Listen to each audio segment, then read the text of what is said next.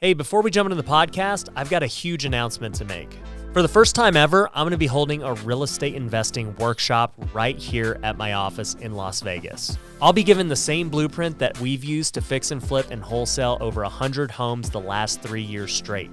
We'll be going over how to find good deals, raise money to buy those deals, manage contractors, build out a team, and much more. And it doesn't matter if you're trying to get your first deal or scale your business. This workshop is going to help you get to the next level. And I'm purposely keeping it small so that we can have that intimate feel and get all your questions answered.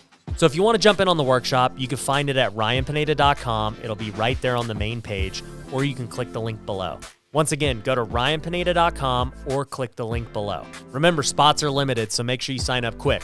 Now, let's jump into the episode. So in today's episode, we had Troy Kearns on. Troy's a real estate investor here in Las Vegas. He owns over 300 rental units, bringing him insane cash flow that we talk about in the episode. He also was the REO king back in the day, did over 2,000 deals in just 4 years, so you definitely want to hear about that. We also talk about how he is expanding into the social media space, all the other endeavors he's got as an entrepreneur, one being a towing business that has caused a lot more headaches than time worthwhile. But you guys are going to love this episode, so make sure you stay all the way through. Now let's jump into it. Welcome to the Ryan Pineda Show, where our mission is to invest. I only expect to make money in things that I understand. Innovate. It's about believing in the future and thinking that the future will be better than the past. And inspire. I am much more likely to hit my goal just due to putting it out there. You now rocking with the best. What's going on, everybody? Welcome to another episode of the Ryan Pineda Show. Today, I have my good friend and real estate investor, Troy Kearns, here with me. What's up, Troy? What's up? Good to have you on the show, man. Thanks for having me. You repping those Raiders, man? Are you a Raiders fan now? I own season tickets, so I'm a fan. You're an investor. You're an investor in the Raiders. I'm an investor, yeah. PSLs were not cheap. I love it. Yeah, I heard. How much were they? $160,000 for 4 seats. That's insane. On the 40-yard line. I remember I was looking at it, and I was like, yeah, I think I'll just probably watch them from home. Yeah. Pretty expensive. But yeah, dude, I'm excited to have you on the show because you have accomplished quite a bit in the real estate space and really not even that long of a time, when you think about it. So why don't you just give us a quick rundown of, where you came from and how you got to this point? So I appreciate you having me and appreciate you saying that. So basically, I moved to Las Vegas in 2006 from Seattle, Washington, and I was selling radio advertising there. And I moved down here because I was like, just wanted to change. It's raining on me all the time, looking to get into something else. So I got my real estate license, came down here, said I'm going to become a top agent. The market crashes. I'm in 2006. I don't know what the hell's going on. So I ended up, teaming up with a guy named Ido Gavish and learning, how to sell real estate. I hadn't sold a deal for my first 6 months. I think it's very similar to your story, just a terrible agent. Yep. So I did notice, and I always had an interest in real estate. So I did notice that, if you could get bank-owned listings, no matter what market it was, that those properties always sold. So at the same point in time, I brought down about 40 grand with me from Seattle. But at the same point in time, that's running out. I'm about ready to get my first REO account. Well, I get my first REO account and I decide I got to move back to Seattle. Why? Because I'm scared. Honestly, I'm drinking too much. I had a problem with alcohol at the time. And I couldn't focus, and so I had no money. So Vegas ain't good for that. Yeah, so you got no money, you're not making good decisions, and you don't know exactly what you're doing. So, and I'm just that close to being successful because I just got my first REO account. Yeah. So I told the guy at Countrywide to pause my account, because I didn't know what I was going to do, because I literally got 5 listings. I went from 0 to having 5 listings right away. And so I called my real estate mentor, a guy in Seattle, and he's like, whatever you do, if you're coming back, because my old job offered to come me back and hire me for $100,000 to come back just as a hired gun, even though they paid me substantially more back when I came there. So I came back to Seattle, but my mentor said, do not let that go. So I worked a deal with Ito. I said, you're not going to tell anybody I'm not in town. We're going to keep this thing alive. And so we kept the countrywide relationship alive. I started picking up listings. I was in Seattle, and I was the number 90th ranked agent in all of Nevada. So so once I got one, I got two, and then I ended up with 40. And then, I quit drinking, so that solved a lot of the problems. And I fully immersed myself into real estate. And from 2008 to 2012, I sold about 2,000 houses. And so really, prior to that, I had bought 2 houses when I lived in Seattle in 2005, like one on Park 1, I'm sure you know that one, 8600 West Charleston Boulevard, and another one up in Centennial. And basically, I bought those on appreciation back before I knew about real estate. And so now I'm bleeding out, right? Yeah. I'm bleeding out, and I have no money. And then all these deals start to hit. And I'm driving around listening to Robert Kiyosaki, and I finally hear him. Why would you ever invest in something that doesn't bring you money every month? And so at that point in time, I just did I'm not a smart guy. I'm a self-taught guy. My parents rented a house. I'm not a rich guy. Didn't come from any sort of means. And so I just started relying on education, and I started getting a few bucks in. And I started buying the cheapest houses. I didn't go location. I just went to the MLS and sorted by price and started going directly for the cheapest stuff that they could get. Right. And that was all in the areas that most people don't buy in. Right. So that's how I got my start. So a couple of things that I want to go over. Back in 2010 was when I started, and I just remember seeing those houses in those areas and seeing all the REOs. And I remember seeing your name because you had so many of them, right? And back then, it was dude, the buyers could buy whatever they wanted. There was no competition. Right. And I just remember thinking, man, that's crazy that houses sell for $50,000 here. This house was just worth $200,000, a couple years ago. Right. And you had the foresight to say, well, I should start buying these houses that I'm listing and whatever. I don't know if you're buying your own listings, but, just buying up these houses in general. And that's allowed you to have, we were talking about this, over 300 properties today. Yeah, so it really started with so I struggled with do I let these properties go? Because I told you I bought the 2 that were negative cash flowing. I'm losing $2,500 a month on 2 properties just so other people can live there. Yeah. So I had to bridge that gap. And then so I started thinking and now I'm starting to make some money. So I'm if I buy this house for $18,000 on 1721 West Cartier, which was my first acquisition. I flipped one on Cartier. That's funny. Yeah. So 1721, I remember there was 3 houses on that corner. $18,000 too. I just caught that. Yeah. 18,000. It might have been 19. Okay. I sold mine on Cartier for $200,000. That's crazy. Okay, go on. Yeah, so there was 3 houses for sale on that same block, all 18, 19, 20, something like that. And I could have taken them all 3 down, but I was all right, I'm going to see this.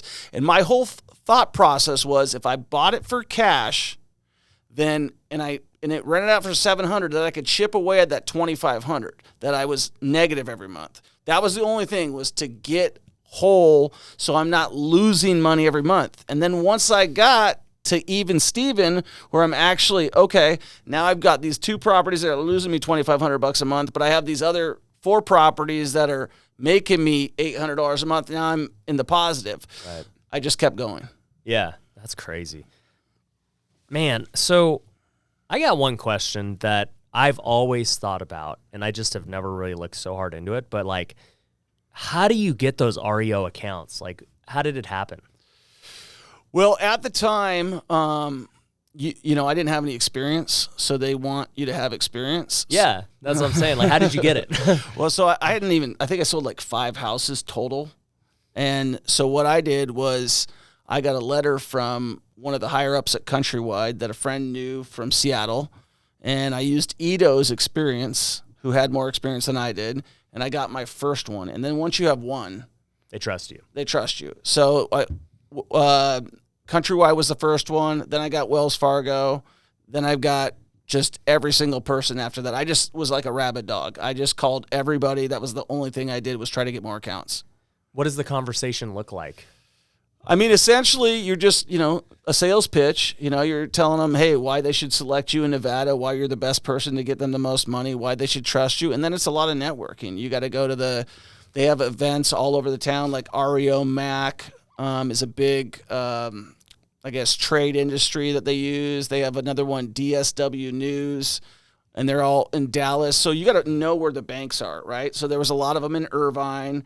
There was a lot of them in Dallas, Texas, a lot of them in Philadelphia. So I would just fly there and meet the people. And if you're meeting the people and you're doing belly-to-belly business and you can earn their trust, then they start assigning you assets. I mean, one day I got like 60 properties. Imagine getting 60, That's insane. 60 listings in one day. Dude. Yeah, and that's the big thing I've learned from talking with you over the years is like you're so big on proximity and relationships. Like you will not wait for people to come to you. Like you're going to go out there and meet the person you got to meet because you realize how important it is for everything you do. For sure. So I love that. And, let's talk about what happened after that. Because, right now there's no such thing as an REO today. Right.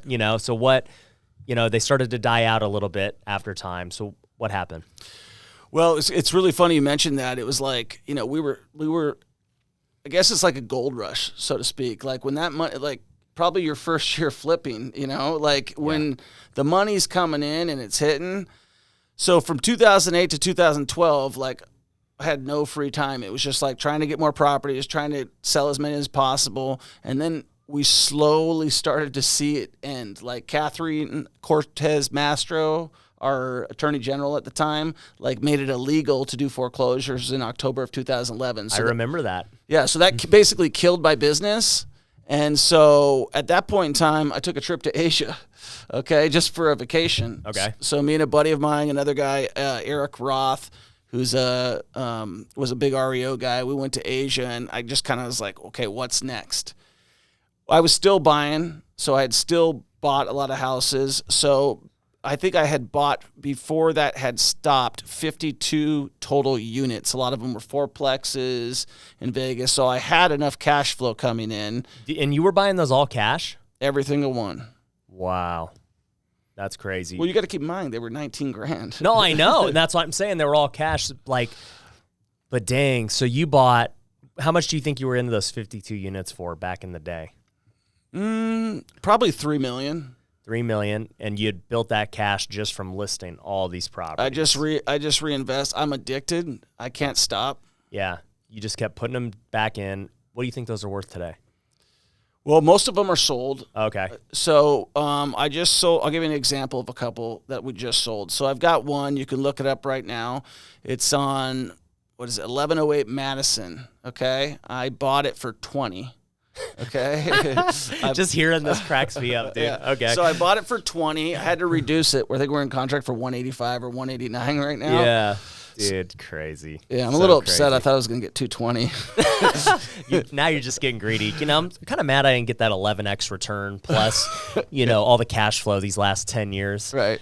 Yeah. It's been, the deal was, and a lot of them I sold off, in 13 and 14 and kind of started to diversify my portfolio. I actually stopped buying in Vegas in 2011 on single family. I haven't bought a single family rental hold since 2011 out here. So you bought the 50 here, and then you're like, I'm done buying the holds here. Yep. The $20,000 is just too much. Well, hindsight's 2020. I should have kept going. Okay, Yeah. But I had a beef with my property manager at the time, and I'm like, until we're above 85% occupancy, I'm not buying anymore. Right. So, but still, it's just crazy. One of the things that you've always talked about is you were doing it back in the day. Buying all these properties, and obviously you're making a ton of money listing them too. But all your buddies were just listing and then like not reinvesting their money and stuff. Like, what were you thinking back then? Well, we actually had a few. I'm sure you remember Jared Jones. I had a few guys that I competed with, and it was kind of funny because once they doubled up from 25 to 50, they're like, I'm out. Yeah. And for me, I remember actually we had a bus tour with the Fidelity The Fidelity was one of the big listing sources. I think it was called LPS. And they basically were an asset management companies for a lot of the banks, and they would assign those listings out. And I remember I was on the bus with a lot of the local realtors here in town, and it was 2009. And they're like, well, what are you buying, Troy? And what, they're looking at me like I'm crazy. I'm like, well, I'm buying these houses. And they're like, but the market's going to get worse next year. What are these going to go to? And I go, well, I just bought a house that was cheaper than it was built in 1947. I'm pretty sure if it goes down more, I'll buy more because they're renting out for, $700-800. Right. So that's what I did. Yeah, because I just, I've been in the game since 2010. Like I said, I wasn't doing anything as an agent, not anything. I've never done anything as an agent, really. But, I listened to your story, and I know a lot of the guys who've been around for 10, 20, 30 years, and I did not hear of any of them really taking advantage of what an opportunity we had back in 10, 11. Like, I can't think of really anyone who did and kept them and, really profited from it. I hear about a lot of the guys who flipped. There was a ton of guys buying houses at the auction and flipping and turning and burning, but no one kept them. Right. Crazy. Yeah, and I didn't flip at all. Like I didn't flip my first house, I don't think, besides like one I did in Seattle in 2004 until 2012. Yeah. So I wasn't even into the flipping game at all. The auctions were a little bit too, like, I guess, scary for me, in terms of trying to understand that. But yeah, most guys, they're not thinking long term. Yeah. And I mean, that was a benefit to you for not like having that mindset, right? Because maybe if you got a taste of flipping, you'd have been like, oh, maybe I should flip all of these. Yeah. Well, I mean, I think the flipping thing has always been like, it's a capital raise versus like anything else for me. It's always been like, hey, if I need extra capital, let's go flip real estate. Or sell off a rental, whatever. I don't sell off rental. I'm pretty strong in terms of holding on to them. Like everything I'm holding, I'm trying to hold for 10 years. Got it. So tell me about it. You got over 300 now. Like, where are the majority of those? What's the mix look like? So in 2011, I identified. So in my mind, I thought like, hey, if Las Vegas is just getting decimated and we're a pretty big city, then the folks in Mississippi must be just giving away their properties, right? That was my rationale. So no market research, just like I know if this is going on here, it's like and even if you would have looked at the market research, you wouldn't have understood because the people there don't sell their land and they all own it free and clear. And so I went there to start looking for like a piece of land, kind of one of those bug out programs, where you got like a place to, in case the world ends. And so what I did is I ended up going down there and not buying that, but I looked at the market and I saw it was a market that most people ignored because it's a smaller market, Biloxi, Mississippi. Okay. I bought one property there, tried it out, one lent to two. How much were those properties running for? The first one I bought was for $32,000. Okay. And I rented it out for $725, and insurance is super cheap down there, and taxes are relatively cheap down there. So I bought. Right now, I have about 70 single families in Mississippi, and I have an 42-unit apartment complex there, and that's pretty much most of my holdings in Mississippi. Okay, where are the other couple of hundred at? So that would take you. So I've got 4 commercial buildings here, so we obviously say those units counts. Like I got 8 units in Rainbow and 8 units in Sahara, and then Fremont's got 12 units. So I've got the 42 units on the apartment building in Mississippi, and then I bought this last year about 70 properties in 12 months in Kansas City. By taking the last properties so my goal last year was to double my cash flow. And I looked at, I'm like, how am I going to double my cash flow? How am I going to do that with like no money in the bank? And so I'm looking at the properties. I'm like, okay, So I've got this property on Madison, right, that I just mentioned, that I bought for $20,000, and it's getting $800 a month rent, which is a great return on $20,000. But if the house is worth $200,000, not a great return. It's not a great return. So I'm like, I'm going to identify a market, and I'm going to sell all my stuff here and go 1031 it and double up my cash flow. And so I set a goal to hit between 40 and 60 houses in Kansas City, Missouri, which is the market I identified, and I hit 70. That's crazy. So why Kansas City? What do you like about it? It's like real estate heaven. I mean, like if you like to flip, and I'll tell you this, like you like to flip, I mean, every house is a flip there. Like every house I buy, I'm up $30,000 in just buying it off the MLS, because all the houses out there were built in the 1900s. As opposed to here where like our oldest house might be 1945 or 1950. So you have a lot of aged inventory. You had Kansas City that went through a exodus. But in terms of like the metrics of the market, they went through like a 20-year city plan with like their transportation system. And I looked at all the variables, and it just made sense. Right. Yeah. And so tell me like what a deal looks like out there typically. So I would say typically I'm all in for $60,000. So I might buy it for 35 and put, 25 into it, or I might buy it for 50 and put 10 into it. But let's say average, I'm all in for 60, and average rent is anywhere from 800 to 1,000. And it's worth, what do you think? After I'm fixed it up, it varies, but some of them are worth 120. And I might be in it for 60. That's crazy. And some of them are, I'm telling you, I know you might want to launch an office in Kansas City tomorrow. All right, we're going to have to end this podcast early, and I'm going to have to go check Kansas City out. I highly encourage it. I always feel that, like I said, competition's a good thing and more people in it. But, it's a great market. There's flips on every corner. Yeah. And they're not running out of them.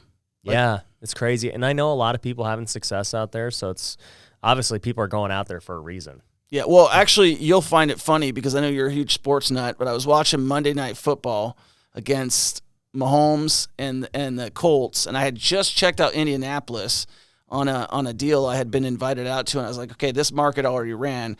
And then I went down to Kansas City, and I'm like, this is the place to go. But when I watched the football game, I told my wife, I said, Kansas City's the next market. She's like, on a football game? And I'm like, this guy, Pat Mahomes, is something special. Let's go check him out. So we booked our trip to go out there to watch at that point in time, the Oakland Raiders play the Kansas City Chiefs, and we fell in love with it. I knew I could make money there. So we got to thank Mahomes for that. He just signed his $500 million deal. Right. So you identified a right market and the right player, because he obviously has been I knew they were going to crazy. I knew that they were going to shine a light on that. Well, he was going to shine a light on that market, and guys that do what I do, we're going to see what I saw.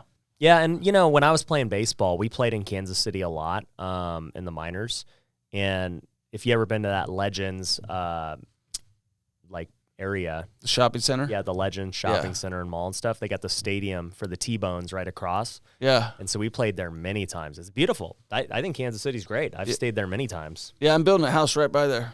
That area's tight. I like that. Yeah, right by the airport you're talking about, just further down from the airports on your way into town. Yeah, they have so many sports. They got so much shopping. It's not, and for a place that has $60,000 homes, that's unheard of. And they're cheaper if you're buying them wholesale. I'm buying retail. Yeah, you could, if you did your own marketing and everything, you could get way better. Yeah, I've been getting deals from wholesalers for $15,000. It's crazy. Yeah, I mean, I might have to put a whole new house back together for $50,000 or $60,000, but that house is now worth $150,000. Yeah, why not? So, doesn't really matter. So that's dope. I actually want to ask you on those 300 units, what your cash flow is. But before we get into that, let's hear a quick word from our sponsors. Many people want to talk about how much money they make, but what's more important is how much money they keep. That's where my company, TrueBooks CPA, comes in. We help real estate investors and business owners across the country with all types of tax and accounting services. This includes bookkeeping, tax planning, tax preparation, and CFO consulting. I can tell you, my businesses have exploded since I started taking my accounting seriously. And if you want to do the same, you can go book a free call at truebookscpa.com. Once again, that's truebookscpa.com. One of the best ways to get off-market real estate deals is through cold calling. And if you want to reach as many people as fast as possible, then you need Batch Dialer. With their predictive dialing technology and built-in CRM, Batch Dialer is one of the top dialers in the industry. You can switch between single or multi-line dialing, as well as do voicemail drops and call recordings. And for being a listener of The Ryan Pineda Show, you'll get a 7-day free trial. Just go to batchdialer.com/Ryan. Once again, that's batchdialer.com/Ryan. One of the hardest parts about real estate investing is finding a good contractor. That's where Southwestern Custom Construction comes in. They've been doing remodels in Nevada and Arizona since 2006. As a fully licensed and bonded general contractor, they're able to help with any type of renovation, all the way from an entry-level fixer-upper to a custom luxury home. Southwestern Custom Construction specializes in working with investors. I've personally used them on many of my projects, so I know their team is legit. If you want to get a bid on a project, head over to customhomenow.com. Once again, that's customhomenow.com. Now, back to the show. All right, so on the 300 units, man, I got to know, like, what's cash flow look like owning 300 units? So I have to kind of do the math in my head because some of it's through property management. So I'm just going to kind of blurt it out. I don't need the exact to the penny. All right, so in Mississippi, it ranges on one particular in the Gulf Coast, it ranges between about 35 and 45 a month. And then it's about 10 in another region, so that puts us up to 55. And in Kansas City, it should be close to, it's probably about 130 or 40,000 all in. It obviously varies on stuff like that. So you're 150, 180,000 a month in just cash flow. Correct. That's insane. I can't even imagine.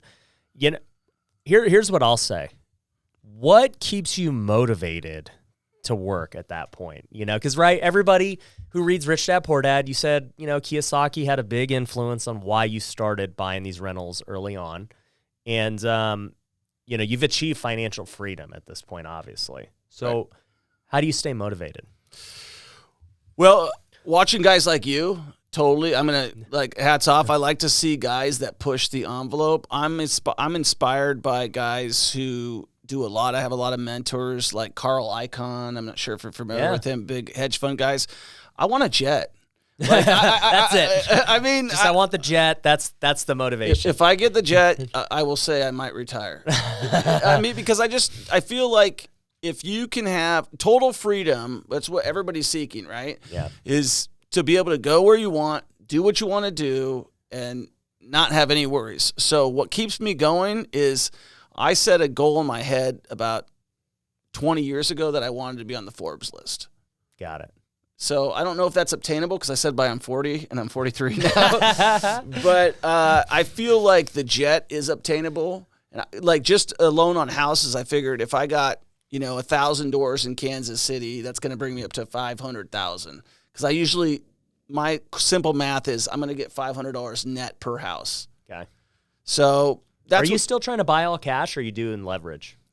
So, that was actually something that hit me way down the line. I didn't leverage at all in the beginning, and I probably would have gone a lot farther. You'd already have way more than 1,000. Yeah, so I'm still not leveraging. Like, what I'm looking to do is I'm looking to bring in partners, because if I want to get to 1,000 doors and I don't have the cash to get there, then I'd rather bring in my skill set, which is buying them deep, rehabbing them cheap, and then you're getting basically 50% of the property or the profits and everything like that. But if it's discounted by 50%, It's like 100. It's like 100. Yeah. So that's how I intend to grow that. I intend to grow it by some other things that we've talked about it, like possibly building out a REIT or a hedge fund and other things like that. Yeah. And I can tell you that's one of the reasons why, I'm starting my fund, is because I see so many great operators like yourself, like, a bunch of my friends. And I know that with those connections, if I just raise money with my audience, I could easily partner with you. And then we go buy, the entire Kansas City. It's possible with the right operators. St. Joe, Missouri is cheaper too. We'll go to St. Joe. Like, I'm cool with that. No, I got to do my market research more than just watching Pat Mahomes, but I'll I'll do some research just so everybody watching this knows. We don't just go on gut. We go on gut sometimes. But yeah, I think that's amazing, dude. And what's your goal for the jet? Like, what kind of jet you want?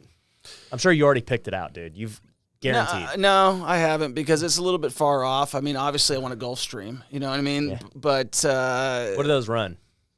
They're like anywhere. I mean, you could spend anywhere from $3 million to 25, 30, 40. I mean, there's no $3 million. Like, you could buy a $3 million jet now. Yeah, but the problem is the fuel and the pilot, and it's just not like worthwhile at this It doesn't point. make sense. I really did the math. You really need to be making about $500,000 a month passive for it to make sense. Got it. Otherwise, it's just you wanting to have a jet and you're putting all your money away into a jet. So for me, I'm good with Southwest, the companion pass right now. I got the companion pass too. In fact, me and Sean Bob are flying to Arizona on Sunday with the companion pass. Oh, so you switch them in and out? No, Sean Bob's been my companion for like the last year because, number one, Mindy wants to fly first class now. So, Sean Bob is okay flying companion. So him and I will go Southwest. But I think Sion is going to have to be my new guy, my camera guy, because he travels with me more than Sean Bob now. Okay. But yeah, Ken's looking like that for me too. Yeah, Ken's going to be living it up. It's funny. We were talking about, I took Sion to Puerto Rico a couple weeks ago. We were staying at the Ritz-Carlton. We flew first class to Puerto Rico. I was like, I hope you're having fun, man. Like, this is pretty sweet. Well, the best thing is, like, when you have all these points with these credit cards, nothing costs you nothing. I don't pay on my flights for Southwest. I don't pay for any of it. It's all points. I haven't paid for a flight in quite a while. Yeah. Oh, so and I think I still have mad points. Yeah. It's crazy. Keep getting them. Get the Marriott Bonvoy card as well. The Marriott Bonvoy? No hotels. Dude, I'm going to have to check that one out. I'll have to write that in my notes. But yeah, that's crazy just, to see your progression in real estate and then still not be satisfied where you're at. Like the hunger. People ask me that all the time. They're like, Ryan, what's your financial freedom number? Like, what do you mean my financial freedom number? Like, there doesn't exist. What do you, like, I don't care. Like, I'm working. I don't do this. Like, honestly, I don't have anything close to the passive income you have or anything. I don't do it for the money. Like, I just enjoy new endeavors and making money and working hard and creating content. Like, that brings me the fulfillment. The money's great too, but like, I just enjoy doing new things. Yeah, I think the money is the measuring stick, and it's kind of like, how well are you doing at it? But for me, I like to solve the problem. That's why I've always said, like, with the deals, like, I like the clouded title issues. I like the lawsuit that I got to fight through. You're the only guy who likes lawsuits, dude. Well, I just got a default judgment for $200,000 against me, and I'm like, how the hell am I getting out of this one? So it's just part of the deal, and the more you test yourself, the tougher you are, you know, in this business. I mean, I had the state of Nevada try to shut down my towing business. Yeah, let's talk about the towing business. That's one that's, interesting. You want to hear how that happened? Yeah. It wasn't a Monday Night Football game. You're watching your own car get towed? What happened? You're exactly right. I was in Miami, and we were going out to dinner, me and my wife, and I was looking at the valet prices. And I think anybody, and I think you're the same way, anybody who wants to get money is thrifty to some degree. Right. And at that point in time, I was very thrifty, and I did, the $7 an hour, the $7 valet parking just seemed like way too much.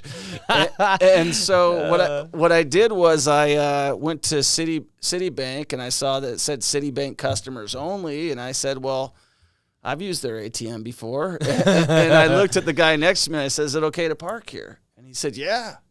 So we got out of the lot over there, and I noticed my car wasn't there, and I seen another tow truck come in and take it, and they took my car, and I was pissed, and the guy got all my money, $240 cash. He kept repeating that and wouldn't let my car up, and so I filed like attorney general complaints against them. I thought it was totally wrong. I did everything that you could possibly do to try to get my money back, and they got it, and I said, that's a hell of a racket.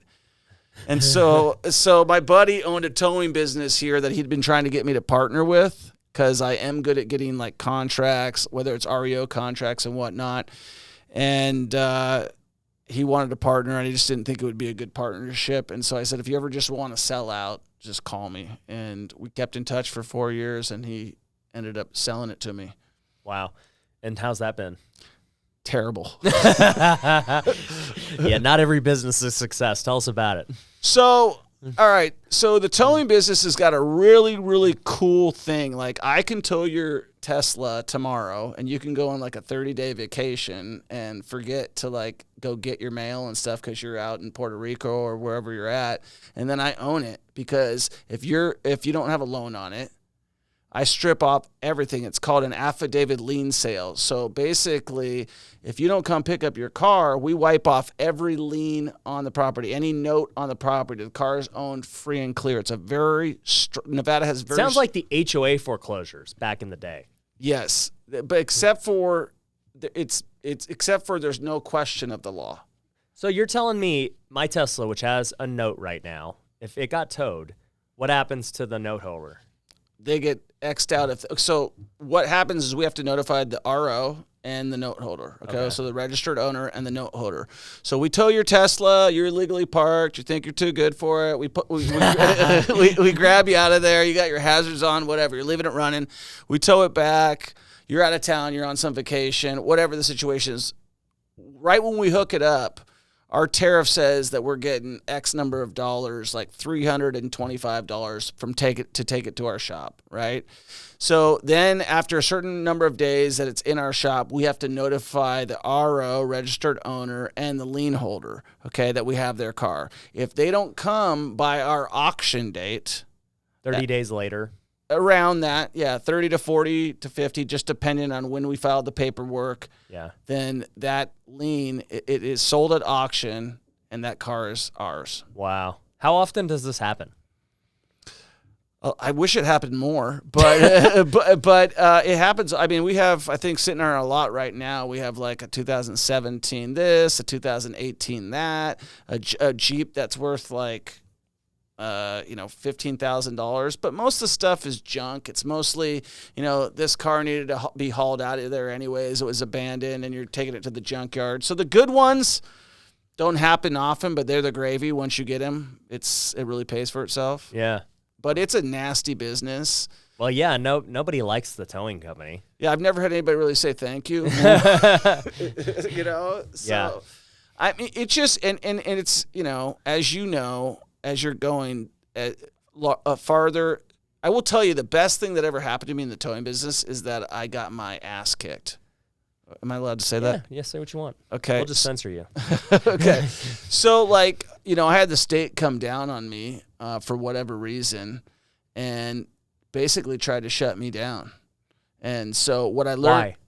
Why? So I own a lot on Fremont, and there's a bunch of mechanic shops on there. It's an old car dealership, and we went and towed. We had warned the guys because they were parking like within the fire lanes, and you can get a huge fine from Clark County. So we had warned them. We'd send them letters, and then we tagged them, which all the things we're supposed to do. So we went one night in the middle of the night, and my guys took out like 11 cars. And so the NTA, which is the Nevada Transportation Authority, came in there, and they just didn't like the way we did it. And so they said, give them back. And so I said, okay, I'll give them back. And then the next day they said, that doesn't mean we're done with you. And so for like the next 4 months, they continued to come into my office every day and write me citations like, oh, this T wasn't dotted here, or the I wasn't dotted here, the T wasn't crossed here. And they just started blanking with me with citations and pushing off my hearing. And I said, this is not about this. This is about something else. And I had no phone call to make to anybody. And they're telling me, you better hire a criminal attorney. And I'm like, what for? What did I do wrong? They're just playing cop games because they're all cops in there. So what was the problem? Like, they just a vendetta, a grudge? I would speculate it's a couple different things. The first thing is, maybe I made my goals because I wanted to get Metro. Because the big deal in towing is if you get Metro, you're making $800,000 a month. Crazy. So so that was the goal, to get Metro. And I made that goal known to a lot of people. Yeah. And I think sometimes you should just keep that to yourself. The rival towing companies don't like that. Yeah, I think that, there was a couple things. We had one of the guy who was after me at the Nevada Transportation Authority was partners with a guy that we had helped get eliminated from that job. Got it. Yeah. Yeah, man, business is dirty sometimes like that. Yeah, that was a big learning lesson. Yeah. So you still have the towing company as of today. Yes, I'm not an active operator. Not an active promoter of it. No, I mean we do great. It makes money. It just I'm better off. It's more headache than your time is worth. Correct. Right. 100%. Yeah, I hear you on that. So obviously you've done a lot of different things. I mean, you've done the realtor thing, REOs. The big thing is I see you always moving and shaking. Like, all right, REOs aren't making the money anymore. Let's do this now. All right, let's go buy here. All right, Vegas, not very good returns now. Let's go to Kansas City. You're like an adapter, which is amazing. And I see you now trying to adapt in a new way. Right. And part of the reason why you're here and, why we've been talking more. Tell me about that. So I've been a huge YouTube consumer. Like I love YouTube for just a million different reasons, all the stuff that you can learn on there. And so I started, I did the social media thing and I just felt like they were too, I guess, what's the word I'm looking for? My privacy was compromised, I felt. So I had a little bit of a problem with that.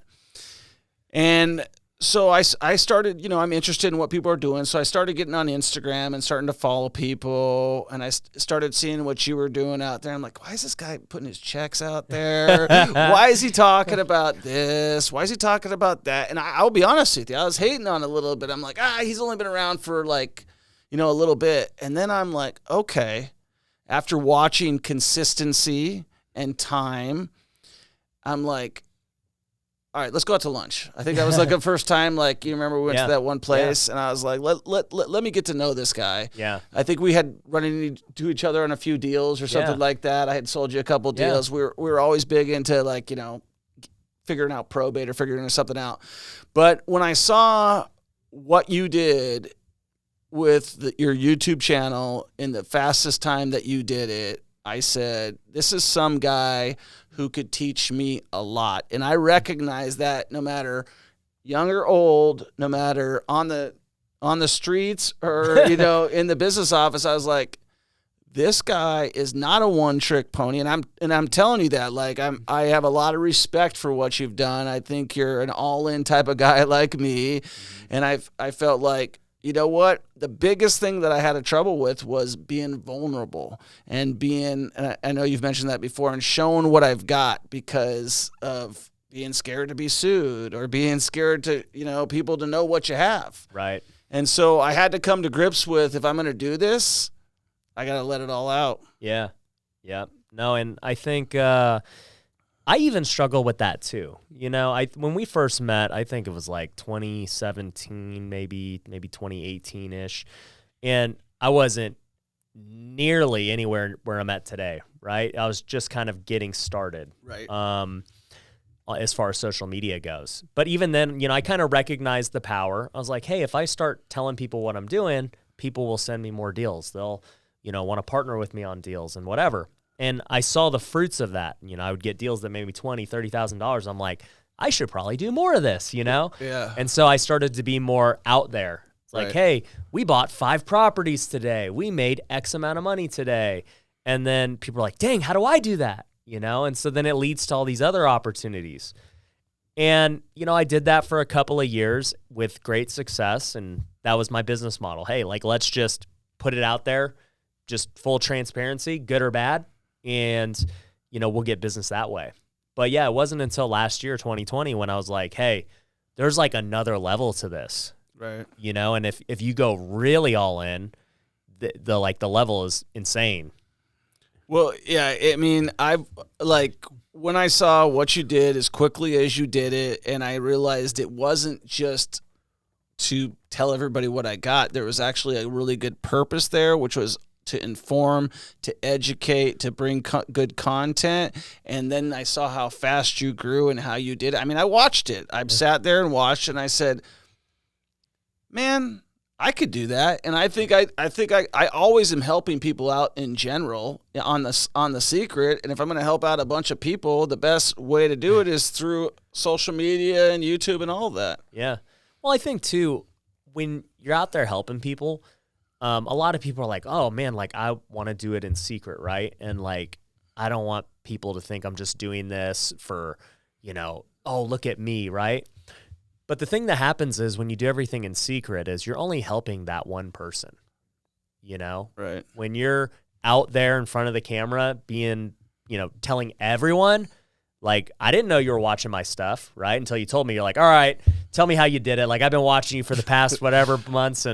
But you don't know who you're impacting when you're just out there being transparent. And it makes sense. Like, when I look at all my views across everything, it's like hundreds of thousands, like probably daily at this point between all the platforms. And it's like, that's like literally, if you picture it, over hundreds of thousands of people like watching this specific video, and who knows how that's affecting their life.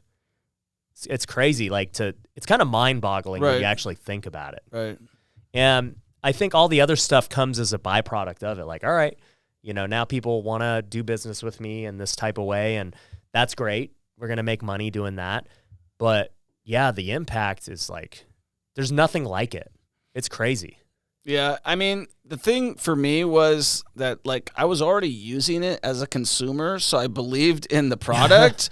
And so I'm like, if we deliver good content and we deliver good results for people, then the following will come. Right. Yeah.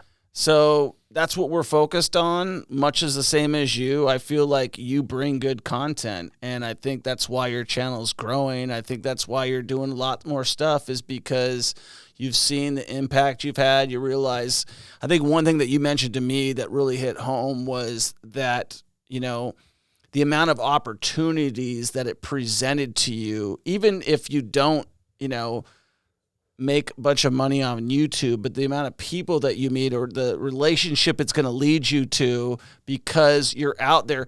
The way I look at YouTube is you're almost your own producer and it's your own channel. And so, yeah, like whether you're doing, I do yoga videos on YouTube all the time, and those have huge followings. And I'm like, what's the difference? If I'm a consumer, you're not making the yoga video.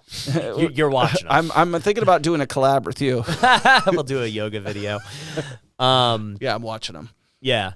Well, I think it's just like the opportunities are the best part of it. I actually had, Landon and Jesse Boakley on here before this, and we were talking about that. We're like, the opportunities are like really where the big money's at, and like just like the fun too. When somebody tells me about a cool new opportunity, that gets me excited, Right. If somebody tells me, hey, Ryan, here's how you can go get 20 more deals this year, I'm like, okay, like that's cool. I get that's cool, but it's not new and exciting. Right. Yeah, it's a total the social media and the YouTube. I had a video, I think if you look me up, but like 12 years ago. I had no idea. I mean, it's like when YouTube first came out. yeah. A little bit after that, but pretty damn close. And I just looked at that and I'm like, okay, I'm obviously doing something. I didn't do it right. I just did it. And so watching how you did it is, because just like real estate, you can have these guys flip houses and they don't do it right. They don't make any money. Right. And so or they don't have the result they want to achieve. And my result is the same. My goal is the same as yours, which is to get a massive amount of following by providing good content. I think that's your goal. Yeah, no, for sure. My whole goal with social media, right? You had mentioned earlier was like, hey, money's cool, but really it's like a measuring stick. Obviously with social media, followers are kind of that measuring stick. Right. And so it's like, yeah, that's always a goal. That's a way to measure, are we growing and doing what we're supposed to do? Views, that's another measuring stick, right? And, I'm trying to grow it as massive as I can. And my big thing I tell people is like, when you start out, it's always the hardest point, right? When I at this point, when I try and launch something new, I just have so much more momentum. Like this podcast launch was insane because of the hard work I've done the last 8 months, you know? Right. And like you, I had a channel, you know, a couple of years ago, but I never once looked at it. I didn't like upload anything. I had videos. I was like, hey, just go upload it. Like I told my team, like, just upload it to YouTube, whatever. Like we never thought about the title, the thumbnail, what kind of content to put out, how to hook viewers and structure. And, you know, it's just, for me, what made me go all in on it was that I watched other people just like you, and I was inspired by them. And I realized that there was actually a formula to it. You know, once you realize there's a formula and a system and a process, we know in business, okay, as long as we follow these, we can be successful. And I think most people think that YouTube or social media is like a crapshoot. Right. Where it's like, hey, I don't know what kind of content to put out. I guess you just get lucky and get a viral video. But it's like, no, there's actually a recipe to get viral videos and consistent content and all that. And so once I realized that, I was like, now I'm motivated because it's not gambling. It's literally a business that you can succeed in if you just do the right things. Well, and that's where I'm going to give you the big props, is because like I wouldn't have started if I didn't see you get to 100,000. Like I wouldn't even have like, oh, okay. Like I just would have kind of continued to think about it or whatever. But when I saw, like, I'm like, okay, he's starting. And it's not like he's starting and then, okay, he goes away and nothing happens. It's like he's starting and he got to this amount. And I'm like, that's fantastic. And I watched how you do it, from promoting through social media. And I'm like, okay, you got to be comfortable doing goofy dances on TikTok. You got to get vulnerable. Yeah, you got to get vulnerable. You got to get outside your comfort zone, which is everything in success. Yeah. Right. So I just felt like, you know what? And that's kind of what our channel is if I can do it, so can you. Yeah. Right. Or if you can do it, so can I. Yeah. And so I felt like, hey, there's all the resources we have. I have the money to hire a professional team for things that I don't know. And being a control freak, for me, I was still studying and mastering and trying to figure everything out. But that stuff changes so quick that you need to have people that are just fully engaged in that. Yeah. I know you're a really big reader. A book I just read is called Who Not How, by Dan Sullivan. Definitely check it out. And it is super good for that reason. We've talked about this a lot on the podcast of just like, man, so many people want to learn the skill that they need when in fact they should just be looking for the person they need. Who, not how. Because it's like, yo, I could learn how to edit videos and film and, cameras. And I know an okay amount. Right. Just enough. Like I know just enough to know if they know what they know. Like if they know enough. Right. But I for sure don't know anything about like the details of it. Just enough. So I think that's key for a lot of people is like you don't need to be perfect or have all the answers or be a master at the whole craft. Like you can just be good at one thing and like dominate. Right. So yeah, and the other part you touched on too was like getting out of your comfort zone. I remember it was a year ago today, actually, like around today. I was at a mastermind, and my friend Kong, who has over 2 million followers on TikTok now, at the time he had 100,000. And I was like, dang, you got 100,000 followers on TikTok? That's a lot. Like, dude, he's like, bro, you got to get on TikTok. You got to do this. And I was like, why? Like, it's just kids dancing. There's not like people doing real estate stuff. Right. And he's like, no, dude, you got to get on. I was like, whatever, dude. Didn't have a YouTube at that time either. And I give him the credit because he stayed on me. You know, it was still a month. I still had not posted, but I had set up my account and stuff. He's like, why haven't you posted? What are you doing? Right. And I was like, man, all right, whatever. Like I'll post and I post and I post. I'm like, then I get a viral video. Well, viral at that time, like 10,000 views. I'm like, dang, that's a lot of views. So what's viral now? 1 million plus, Okay. on TikTok anyways. Okay. But I was like, whoa, 10,000 views, and I just got like 1,000 followers overnight. This is crazy. Like, Instagram is way harder to get 1,000 followers. Yeah, it's almost impossible. Yeah, and I was like, this is nuts. And so I just kept doing it, and then the pandemic started, and we're locked down. I'm like, what am I gonna do at my house right now? Like, I guess I'll just do these TikTok things. And sure enough, I got to like 100,000 followers, and like I don't even remember. It was super quick, like a month or two. And wow. I was like, wow, that was when the light bulb went off. I was like, 100,000, like on Instagram. At the time, I had 20,000 or something, and I just got 100 in way less time. Right. And then I started to watch these YouTube guys, and I was like, wow, like these guys, they're crushing it. And I just went all in at that point. I got inspired. I went all in on both TikTok and YouTube. And in turn, Instagram ended up growing with it. I wasn't even focused on Instagram. Right. Like, I was just like, here's a TikTok, here's a YouTube, go watch it. But it wasn't ever like I was making all this Instagram content. But now my Instagram's over 100,000 just because it feeds from all of these other platforms. Yeah, they're going to find you wherever the platform they like. Yeah. So my big thing is like, just if you're going to go full time at social media and content, pick one or two that you're really passionate about. Obviously, YouTube is something you've been passionate about forever. So dominate that. But I would also, say get on TikTok because it's just going to help your YouTube. I followed you when you were starting to talk about TikTok, and I've actually been a huge consumer of TikTok. So I thought it's addicting. Yeah, it's totally addicted. Like my daughter's always like, "Daddy, can we watch TikTok?" And obviously on the videos that she's not, I'm like, not that one. Yeah. But I mean, yeah, it's totally addictive.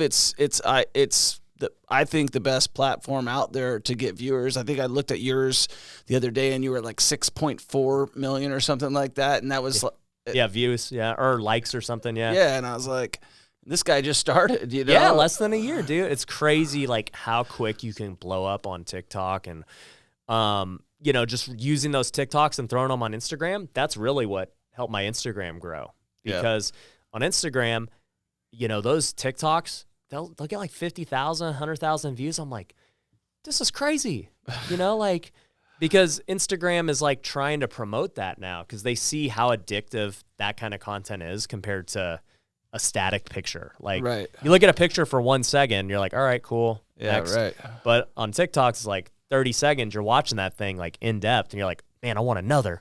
Give me another TikTok. For sure. Yeah, it's a great platform, and I'm sure there's going to be more of them. I don't know much about Reddit, but my guys were bringing that up to me the other day, and they were like, you got to get on Reddit.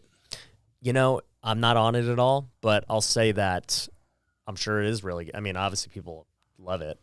It's just a different type of content, right? Like it's like I don't even want to talk like I know it because I don't. But, it's You're like not alone. Yeah, it's like a forum, chat room type deal, So I just think everyone can become like an influencer and known. And there's like a variety of ways to do it. There are guys who are just only on TikTok and they crush it, guys only on YouTube. And if you have the ability and the bandwidth to try and do them all, then I think that's how you grow ultra fast. For sure. So, yeah, I think it's great, man. I love what you're doing. You got your camera guy in here already. I told you to get a guy, and then literally the next week you already had set up everything. And yeah, we're going, like, I'm an all-in guy. Like, we're going 100% all-in. Ken's going to be, I told him, we're going out to the desert tomorrow to jump my Raptor to get some good, like, intro footage. Oh, nice. Yeah, I mean, we're going all the way in. If I got to jump out of a plane, I mean, whatever it is, we're going to do it. There's this guy, if you watch him, his name's Eric. I haven't. He's a YouTuber. So his whole deal was last year, he started with 0 and got to 1 million in 1 year. And I gotta beat him. Yeah, you got to beat Eric. But his videos are really good. Go watch them. But one of the things he did was jump out of a plane. Like, he's just doing crazy stuff, jumping out of planes, sneaking into like these big events, and like he's crazy. Yeah, I love doing that stuff. I've been sneaking into events for years. Hey, here's a good thing for you is like, and here's a way to differentiate yourself. Is like add a twist to your niche. And so if your twist is like doing crazy crap while talking about real estate and business and stuff, dude, that'll go viral for sure. Yeah. I was talking about my friend Andre. I got to get him on this podcast, but his whole deal is magic and finance. He does magic tricks while he talks about finance. Right. So it's like there's so many ways to like differentiate yourself, you know, with the same like niche type of content. I don't even really know how I differentiate myself. I think there's a lot of sports in yours and a lot of like, you know, it originally started with like the all-star investor and like, you know, I think there's a lot of athleticism. Yeah. I mean, I know you post a lot of your workout videos and that's kind of probably to keep yourself accountable. And also, I think it's great. You know, yeah, that's true. Yeah. Being like the jock investor, you know, also family stuff. I think I talk about family a lot more than most. Yeah, and I look up to, I think it's great. You know, my kids right now are like it was so funny. We just got back from Naples yesterday, and I'm telling my kids, you got to get rid of some of these toys. You know, you got too many toys. It's time to get rid of them. And then I'm like, you should throw them on OfferUp. And then they found out they could get money for them, and they're selling everything. Fire sale. Let's get rid of all. And I go, do you want to sell the dog? And they're like, no. And I'm like, what if you could get $5,000? And they're like, no. And so they no matter what number I got up to, I was appreciated that they didn't want to sell the dog. Dude, I love it. That's so funny. And that's the funny thing about today's world is like my kids are not old enough to do it yet, but I'm curious to see like how resourceful and entrepreneurial they'll be, you know? Yeah, I mean, the way I look at it, and I think I talked to you about this last time we sat down, is I don't look at just YouTube just for me. Like, I look at it like we've got to master it. And I always say YouTube, but the social media, that platform to promote what I'm doing and teaching about how to become a successful real estate investor and what that's meant to me and how you can become financially free and how anybody can do it. That's kind of my big push is, you know, I can do it. I can teach you how to do it and retire in 5 years. Yeah. You know, but I feel like for any content, whether it's, you know, my kids unboxing toys, you know, there's an audience. For sure. Yeah. I mean, look at Ryan's world. The kid makes, you know, 30 million plus a year. Exactly. I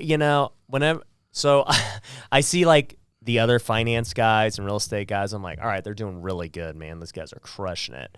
And then I see guys like the kid open up toys, and I'm like, I'm in the wrong business, dude. Like, I should be opening up toys and doing something that's way easier than this. Yeah, I think they only got, like you said, they only have one exit strategy, and like with all the affiliate marketing and hedge funds and going to the next level of what you're trying to do, this fits way better than like me and you doing yoga on YouTube. We can still do yoga, but, you know, yoga's probably not going to lead to too many big opportunities. Right. Maybe it'll get me a Lululemon deal or something, but yeah. But anyways, dude, I know we're coming up on time, and you're referencing, you know, all your socials. Where are these guys going to find you? They're going to find us it's the Troy Kearns channel on YouTube, and everything else is going to be on Instagram. We're going live Monday. So what's your Instagram handle? Oh, God. You would ask me that. I don't know. All right, guys, we got some work to do, but we'll link to it down below in the podcast description. I'll send you everything. We just set it all up. Ken might know it, but I don't know it off the top of my head. Hey, don't worry, though, because I've changed my channel names and stuff, you know, a number of times. I'm actually in the process of trying to get, like, the handle at Ryan Pineda, just to have my name. So mine will probably change, too. Yeah. I would have brought that next time. I'll send it to you. We have a bunch of channels. I don't know what they are. I'm letting those guys handle everything. And then I didn't even know I had to go live. So do you go live a lot? I don't do it too much, but I do it occasionally. Yeah, it's good, though. That's what I'm hearing. It's the best way is to go live with somebody else. Yeah. For sure. If you go live with someone else, it'll definitely help your audience. Right on. Yeah. So, cool, man. Well, we'll link to all those below, dude. You know, once again, I just want to say congrats on all your success, you know, still staying hungry despite having success and financial freedom. Like, that inspires me to know that I'm not crazy, that, you know, when you got that hustle mentality, it never goes away.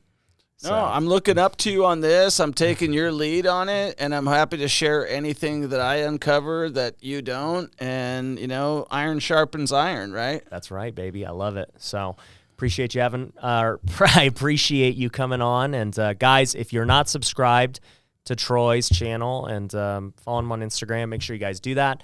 And if you're not subscribed to this channel, make sure you guys are, you know, subscribed on Apple Podcasts, subscribed on the YouTube channel, and you'll be notified every time there's new episodes. So anyways, we appreciate you guys for listening. Take care. Thanks for watching the Ryan Pineda Show. If you want to work with me, head over to ryanpineda.com. You can find my courses, coaching programs, and upcoming events. We also have free resources you can download, so head over to ryanpineda.com.